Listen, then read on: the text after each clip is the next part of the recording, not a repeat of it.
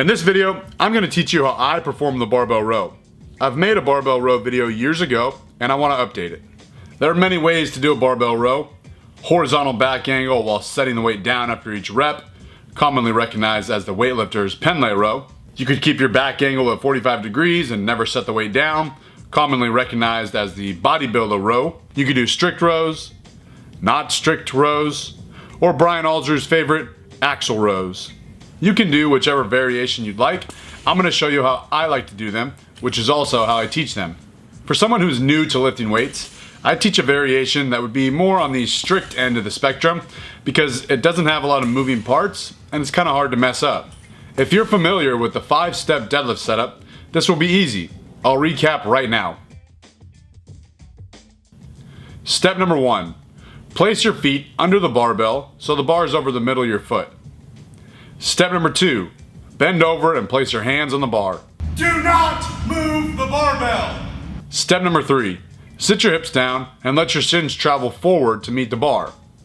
Once your shins touch the bar, stop. Your hips are in position. Do not move the barbell! Step number 4. Squeeze your chest out and flatten your back. Think proud chest, tight back. Don't drop your hips and do not move the barbell!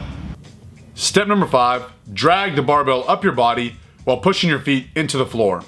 We can set up for the barbell row the same way, just skipping step number 3. You don't need to bring your shins to the bar. In this position, hips are higher than they would be for the deadlift, and your back angle is more horizontal. Now, pull the barbell to your body, touching somewhere between your belly button and your nipples. I don't think hitting an exact spot on your body is that important. Just make sure the barbell touches your body. And then drop it to the ground while keeping your hands on the bar. It's basically a controlled drop down to the floor. Think about leading with the elbows when you pull the weight off the ground. This is how you pull with your lats.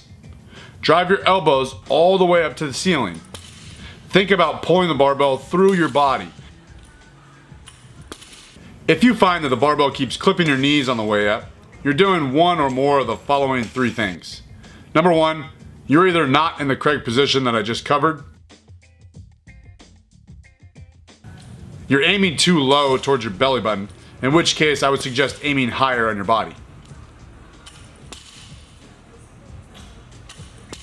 You might be starting with the barbell a little too close to your shins, in which case just roll it away from your body slightly. In my opinion, starting with the barbell directly over the middle of your foot is not that important for the barbell row because the weight is so submaximal. Now from my observation, the heavier barbell rows get, the more they start resembling the deadlift starting position, which makes sense. The bar starts close to your body, your hips drop a little bit, and your knees bend. You are now in a better starting position to row more weight because you can use your legs and back to break the bar off the floor. Once you are in position, push your feet into the floor while simultaneously pulling on the barbell by driving your elbows back. Using your back when you do the barbell row is okay. But how much is too much? I don't really know. It's not a competition lift, so I can't really define what the rules are. Just try not to get too vertical. I have an idea of when I'm being too strict and when I'm just being belligerent. Use good judgment here. I usually perform these for 8 to 10, maybe 12 reps, and that's a good way to prevent me from trying to put that much weight on the bar. If you find yourself putting 70% of your deadlift max on the bar and attempting to row it, things might get a little hairy. A quick word on grip. Double overhand works fine for barbell rows.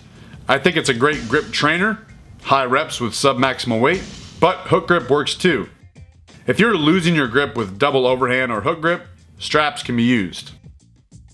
A question that I commonly get asked about barbell rows, should I use my deadlift grip width or my bench press grip width?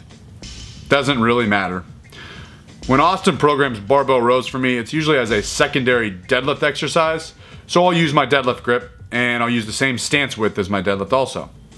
If it was a bench variation, maybe I'd widen my grip just like my bench. Again, I don't think it really matters. That's it guys, thanks for watching, and always remember, tread on time.